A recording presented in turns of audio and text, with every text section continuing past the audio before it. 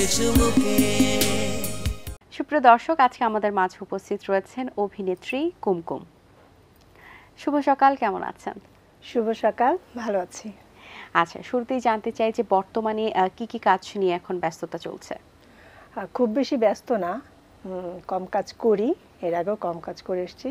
অনেকদিন পর হায়াত আঙ্কেলের একটি কাজ করলাম, সেটা ঈদে প্রচার হলো, কদম নাটক। এটা রাবেয়া খাতুনের গল্প আর হায়াত আঙ্কেলের নাট্যরূপ, ওনারই পরিচালনা।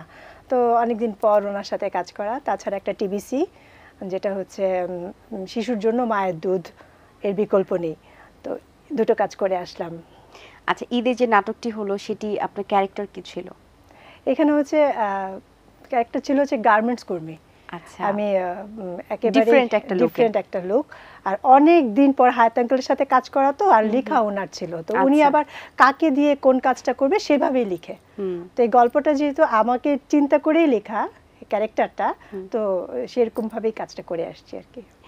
আচ্ছা, আপনি যখন লাস্ট টাইম আমাদের চায়ের চুমুকের অনুষ্ঠানে এসেছিলেন তখন বলেছিলেন আপনার সন্তানের কারণে আপনার একটি বিরতি চলছে।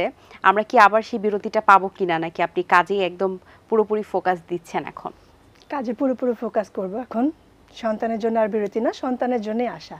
ওরা সবাই চায় যে আমি আবার করে কাজ করি।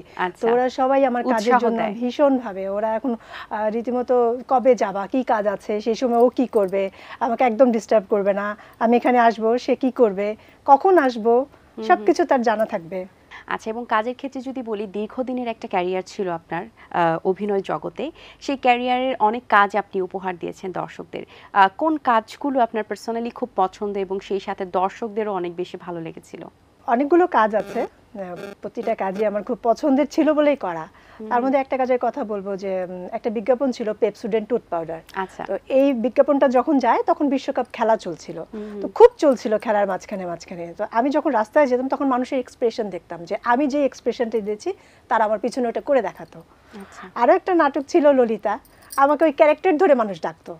গলি থেকে যখন শুটিং এ বেরোতাম তো ওই নাম ধরে ডাকতো, তখন আমি বুঝতে পারতাম যে দর্শকরা এই ক্যারেক্টারটা খুব নিচ্ছে আর কি, না হলে নাম কি করে ধরে ডাকে, মানে দেখছে দর্শক, তো ভালো লাগতো তখন। কাজের ক্ষেত্রে নিজেকে অভিনয় শিল্পী হিসেবে আর কিভাবে ভাঙতে চান যে দর্শকরা আর নতুন রূপে আপনাকে দেখতে পারবে? আসলে নতুন রূপ বলতে কিছু নেই, নতুন নতুন ক্যারেক্টারের জন্য যেভাবে নিজেকে তৈরি করা যায়। যেমন আমি গার্মেন্টস কর্মী কখনো করিনি, আমার কল ছিল সকাল 6:30, তো সেই সময় সবাই প্রবেশ করে, তো ঠিক ওই সময় ওই গেট আপ, এটা একটা নতুন ক্যারেক্টার যেটা আমি কখনোই করিনি।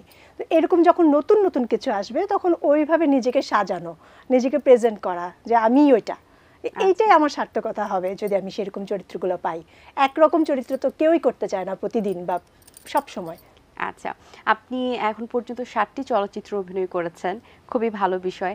কোন কোন সিনেমাতে অভিনয় করেছেন এবং কি কি ক্যারেক্টার খুব বেশি ভালো লেগেছে আপনার? প্রথম যে চলচ্চিত্রটা করা, সেটা মনে হয় যে প্রতিটা শিল্পীরই প্রথম চলচ্চিত্র মনে থাকবে। আধিয়ার ছিল, সাইদুল আনাম টুটুল ওনার। তো সেখানে আমাদের তেবাগ আন্দোলনের একটা কর্মী ছিলাম আমি। তো সেখানে যে গেট আপটা ছিল, যে আমি যেমন কালো ঠিক সেই রকম, কোনো মেকআপ নাই, একদম মানে তখন তেবাগ আন্দোলনে ব্লাউজ ছাড়া শাড়ি, একদম গ্রামের একটা মেয়ে, তারা ধান জাল দেয়, কি কি করে আর কি, সেই রকম একটা চরিত্র ছিল। তো ওইটা আমার মনে থাকবে।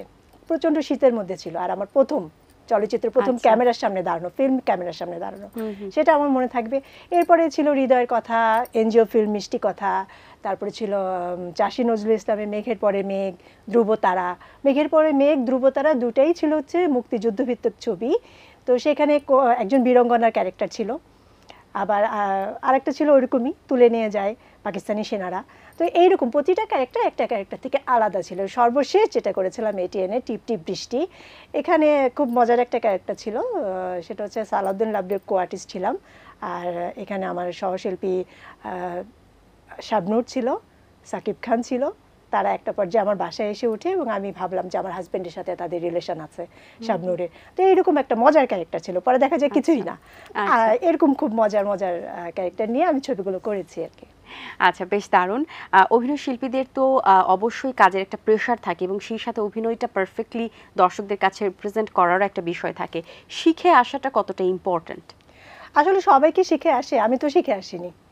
আমি এখানে আসার পরে স্টেপ বাই স্টেপ শিখেছি। যেমন আমি অনেক দিন পরে হায়াত আঙ্কেলের সাথে কাজ করলাম। উনি আমাকে 5 দিন আগে স্ক্রিপ্টটা দিল। এখন কেউ স্ক্রিপ্ট দেয় না। আমি যখন কাজটা ছাড়ছিলাম তখন কেউ স্ক্রিপ্ট দেয় না। আমরা একটা সময় স্ক্রিপ্ট নিয়ে বসতাম, 5 দিন বসা লাগবে, 2 দিন হলেও বসা লাগবে। আমরা আমাদের সহশিল্পীদেরকে দেখতাম, রিহার্সেল করতাম, কি কস্টিউম হবে ডিরেক্টর বলে দিত। আচ্ছা, এখন তো এগুলো হয় না। তো আমি অনেক দিন পরে এসে যখন হায়াত আঙ্কেলকে পেতাম, দেখলাম যে পেলাম, তখন দেখলাম যে একই ধারা সেইভাবে আমাকে 5 দিন আগে স্ক্রিপ্ট হায়াত আঙ্কেল হচ্ছে না, আবার শর্ট দাও, পারফেক্ট হতে হবে, তারপরেই নিবে। তো এই কাজটা করে মনে হয়েছে যে আমি আবার মনে হয় পিছনে 10-12 বছর পেছনে চলে গেছি। এবং আর্টিস্টের থেকে কাজটা বের করে নেওয়া, কাজটা বের করা, আমি যা করছি সেটাই নিয়ে নিচ্ছে না, বা তাড়াতাড়ি প্যাক আপ করার চিন্তা না, বা ওটা ছিল না, একদম ধরে ধরে কাজ করা হচ্ছে না, হায়াত আঙ্কেল এসে নিজে দেখাচ্ছে এভাবে। তো এইভাবে কাজ করতে চাই, ভুল ধরে শিখা। আচ্ছা, নাটকেও কাজ করেছেন, সিনেমাতেও কাজ করেছেন, দুটোর মধ্যে পার্থক্য কি এবং আপনি পার্সোনালি কোনটি বেশি পছন্দ করেন? অভিনয় যেখানে করার সুযোগ থাকে আমি সেটাই পছন্দ করি, সেটা নাটক হোক, ফিল্ম হোক, বিজ্ঞাপন হোক। আমার কাছে অভিনয় করতে হবে। আমি মনে করি না ফিল্মে একটা এক্সট্রা অভিনয়, আমার মনে হয় সবখানে অভিনয়টা মূল বিষয়। তা আমি যদি অভিনয় করতে জানি, সব সেক্টর আমার কাছে খুব সহজ হবে। আর যদি না জানি তাহলে ওই ফিল্মের অভিনয়টা আমার কাছে একটু আলাদা মনে হবে, নাটক আলাদা মনে হবে, কিংবা বিজ্ঞাপন আলাদা। হ্যাঁ, বিজ্ঞাপন একটু আলাদা, যে একটা এক্সপ্রেশন ধরে রাখতে হয় বা অনেকবার দিতে হয়, এটা একটু বিজ্ঞাপনের ক্ষেত্রে আলাদা হয়। বাকি নাটক আর ফিল্ম আমার কাছে একরকমই মনে হয়েছে, কঠিন মনে হয়নি। আচ্ছা, এমনিতে ডিফারেন্ট জোন ওয়াইজ বা ক্যারেক্টার ওয়াইজ বা ডেকোরেশন ওয়াইজ পার্থক্য কেমন থাকে? অনেক থাকে। নাটকের যেরকম সেট, ফিল্মের সেটটা একদম ডিফারেন্ট থাকে। ফিল্মের লাইট আলাদা থাকে, মেকআপ গেটআপ আলাদা থাকে, সেখানে সংলাপটা পাশে বলে দিচ্ছে, শুনে বলতে হচ্ছে। নাটকে কিন্তু এই সুযোগটা থাকে না, আমাকে স্ক্রিপ্টটা পড়তে হয়, আমাকে ডায়লগটা জানতে হয়, কিভাবে দিব সেটা। তো ফিল্মে তো আমাকে বলে দিচ্ছে পাশে, তারপর নেওয়া হচ্ছে, পরে ডাবিং থাকে, কাজে দুইটা সেক্টর একদম আলাদা, একেবারেই আলাদা। আচ্ছা, ভবিষ্যৎ পরিকল্পনা কি? অনেক কিছু, আবার পরিকল্পনা ছাড়াই চলতে বেশি পছন্দ করি। খুব বেশি পরিকল্পনা করে চলি না, কাজ করছি, কাজের মধ্যে থাকতে চাচ্ছি, আর পার্সোনাল লাইফ তো আছেই। আচ্ছা, যেহেতু এখন নতুনভাবে পুরো দমে কাজে যুক্ত হয়েছেন, এখন তো একটু ব্যস্ত সময় পার করছেন, অবসর সময় পাওয়া হয় কিনা, হলে কি করা হয়? অবসর সময় পাই, এবং ওই সময়টা গান শুনি, খুব গান শুনতে পছন্দ করি। প্রিয় শিল্পীকে? আসলে ওইভাবে কেউ প্রিয় শিল্পী নাই, তবে বাংলাদেশে যদি বলি বেবি নাজনীনের গান আমার খুব ভালো লাগে।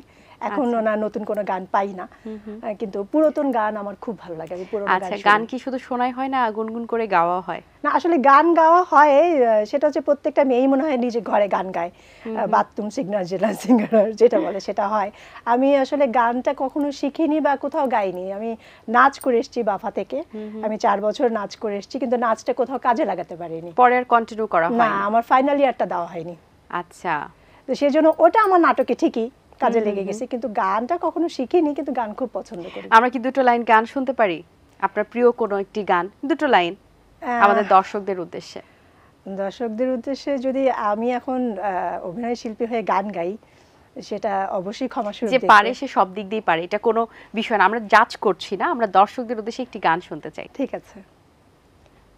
পড়েছি লাল শাড়ি, খোপায় ফুলার, হাতে রেশমি চুড়ি, কপালে দিয়েছি কাজ ফোঁটাটি, হয়তো আসবে তুমি। প্রিয় শিল্পীর গানটাই গাইলাম। বাহ, সুন্দর গান, চেষ্টা করেছেন, এই জন্য আপনাকে অসংখ্য ধন্যবাদ। আচ্ছা, জীবনের পর্যায়ে এখন পর্যন্ত অভিনয় জগতে এত কাজ করেছেন, প্রাপ্তির জায়গাটা কতটুকু? প্রাপ্তির জায়গাটা এখানে যে এখনো মানুষ মনে করে, এখনো বলে, এখনো একটা চরিত্র রেখে আমার কথা ভাবে যে আসো করে দাও, আমি এটাই আমার প্রাপ্তি। এখন যে এই যে মিডিয়াতে অনেক মাধ্যম তৈরি হয়েছে, এবং একটা সময় ছিল টিভি মাধ্যম, এখন কিন্তু ইউটিউব এসেছে, ফেসবুক এসেছে, ওটিটি প্ল্যাটফর্ম, সব দিক দিয়ে মাধ্যমটা অনেক বেড়ে গেছে। এই বিষয়টা শিল্পীদের জন্য কতটুকু সুফল হয়েছে? আমি মনে করি যদি শিল্পীদের জন্য বলি, তাহলে শিল্পীরা কেন ছোট একটা ফ্রেমে আটকে থাকবে, এটা হচ্ছে আমার পয়েন্ট অফ ভিউ। আমি নাটকেই থাকতে চাই, আমি টিভিতে থাকতে চাই। আমি যখন টিভি ছেড়ে যাব তাহলে আমি বড় পর্দায় যাব, যেটা আমাকে ফুল স্ক্রিনে দেখা লাগবে, টিকিট কেটে ঢোকা লাগবে। ঠিক আছে, আমি মোবাইলে আমাকে দেখতে চাই না, আমি ওটিটিতে কাজ করতে চাই না। এই কারণে আমি চাই না যে আমার পরিসরটা আরও ছোট হয়ে একটা মোবাইলে চলে আসুক। আমরা টিভিতে ছিলাম, টিভির আর্টিস্টগুলো একরকম, ফিল্মের আর্টিস্টগুলো একরকম। আমি এই দুইটা সেক্টরই চাই। আমার আমার সাথে হয়তো অন্যের মিলবে না, অন্যরা অন্য জায়গাতে কাজ করতে বেশি পছন্দ করে বা ওখানে স্বাধীনতা বেশি ওটিটি ফার্মে। আমি এই জায়গাটাতে কাজ করিনি বা আমার সেরকম আগ্রহ জন্মায়নি কাজ করতে। আমি অনেকদিন পরে ফিরে এসেছি, টিভি থেকে চলে গেছি, টিভিতেই থাকতে চাচ্ছি। ওই ছোট্ট ফ্রেমটাই আমার পছন্দ। আচ্ছা, অভিনেত্রী কুমকুম নিজেকে আফটার 10 ইয়ার্স বা 15 ইয়ার্স নিজেকে কোথায় দেখতে চায়? অভিনয় শিল্পী হিসেবেই দেখতে চাই। আমি চাচ্ছিলাম যে অনেক পরে ফিরে আসি, কিন্তু আমার মাঝামাঝি সময় চলে আসা হলো। আমি চেয়েছিলাম শর্মিলী আন্টি কিংবা দিলারা আন্টি ওনাদের এইজে এসে আমি আবার ব্যাক করব, আমার ইচ্ছা ছিল সেরকম যে আমি যখন ফিরবো তখন ওই এজে কাজ করব। কিন্তু আমি একটু তাড়াতাড়ি ফ্যামিলির সাপোর্টে আরো বেশি হয়তো বা উৎসাহটা পেয়েছেন একদম ফিরে আসার। তাই সেজন্যই। আচ্ছা, নতুন যারা এখন কাজ করছেন তাদের মধ্যে সম্ভাবনা কেমন দেখছেন? ওরা তো অনেক জানে, এর আগেও বলেছি ওরা অনেক জানে। ওরা মেকআপ জানে, গেট আপ জানে, অ্যাক্টিং জানে। আমরা এত জানতাম না, আমাদের এত সুযোগ ছিল না জানার। আমরা নির্ভর ছিলাম ডিরেক্টরের উপর, রাইটারের উপর, ক্যামেরা, লাইট এগুলোর উপর। ওরা সব কিছু জানে। তো ওদের শেখানোর কিছু নেই, বরং ওদেরকে দেখে অবাক হই যে ওরা নার্ভাস হয় না, অনেক বেশি করে, অনেক বেশি করে। আবার কিছু কিছু জায়গায় শিখি এটা এইভাবে না, হয়তো এইভাবে করতে হবে। সেটা সব ক্ষেত্রেই, শুটিংয়ে আসা থেকে অভিনয় থেকে চলে যাওয়া পর্যন্ত সারাদিন আমি অবজার্ভ করি নতুনদেরকে।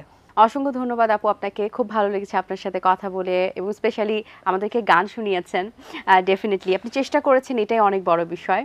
আপনার জন্য অনেক অনেক শুভকামনা এবং ভালো থাকবেন সব সময়। আপনার জন্য শুভকামনা। চায়ের চুমুকে আমাকে ডাকার জন্য চায়ের চুমুককেই ধন্যবাদ, টোটাল টিমকে ধন্যবাদ। দর্শক, আশা করছি আজকের এই আয়োজন আপনাদের ভালো লেগেছে। আজ এই পর্যন্ত। আপনাদের সঙ্গে দেখা হবে আগামী পর্বে নতুন কারোর সঙ্গে। সেই পর্যন্ত ভালো থাকুন, সুস্থ থাকুন এবং চোখ রাখুন এটিএন বাংলার পর্দায়। আল্লাহ হাফেজ সবাইকে। দিন আসে দিন যায়, সময়টা চলে যায়, তবু আছি এই বেশ ভালো। জীবনটা রঙময়, যেভাবেই হওয়া চাই, নয় কভু সাদা কালো।